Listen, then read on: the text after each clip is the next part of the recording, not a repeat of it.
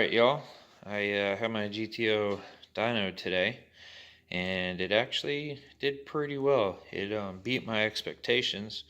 I was originally thinking that it was going to be around 600 to 650, and then ultimately I made more than that.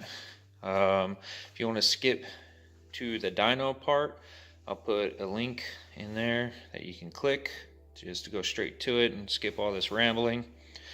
But so on the dyno, I had one fear, which would be my fuel pressure, and I thought originally that it was going to dip down a lot more than it was, because I just have a single DW 300 in the tank supplying fuel, and my injector duty cycle is at 60%, so I knew that was going to be okay. But we weren't real sure of the fuel pressure because I didn't have an electronic fuel pressure in the inside the car. So it was kind of neat to see the fuel pressure, and it never dropped below 40. I want to actually say it was right around 50 the entire time we were making the pool. So that was really good to see that my fuel pressure was really good. But anyway, so here's the dyno from the 3 pools.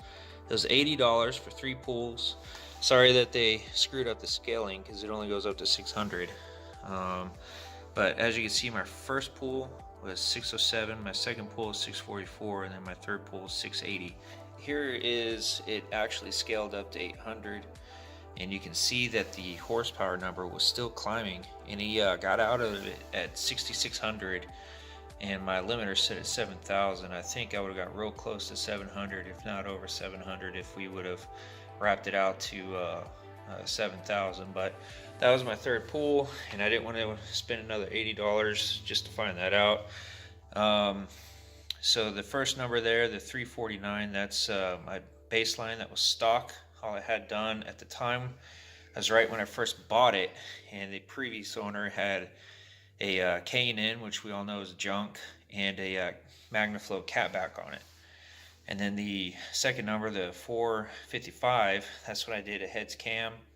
I had headers on there, and that's it. I still had the stock throttle body, stock intake, stock injectors, and I made 455 on it. And then the 680, of course, is what I did today with the LSA, you know, with the cam and heads and all that good stuff. So I'm really happy with the numbers that I got today.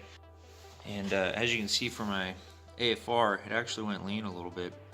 So I'll probably get in contact with the tuner and make some day to go over there and see him, and then we'll probably make a couple pulls, and he'll tell me if it's good or not, and if it is, then I won't worry about it, and if it isn't, he'll fix it. My custom intake here did really well. I was actually fearful that the coupling here would kind of sink in, and it didn't. It stayed just like it was the entire time, so that's good. This whole intake here, I want to say, was probably 50 bucks, not including the Lingenfelter 4-inch MAF, but this whole thing here was probably 50 bucks off eBay. So if you're looking to do a cheap intake that works, just, you know, maybe give this is a 90 degree, this is a 45, and it just tucks right down on in there. Works really well. This filter here, I think, was, I want to say, like $8 on eBay. So anyway, here's the dyno video.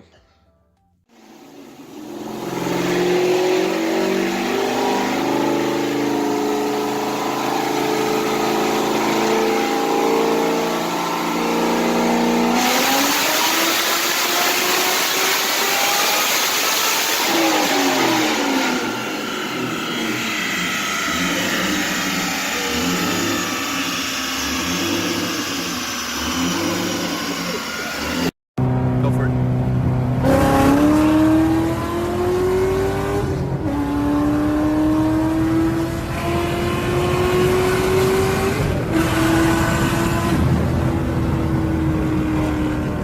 It pulls pretty hard. My tires, they don't hook for anything, so I'm gonna have to look into that at some point.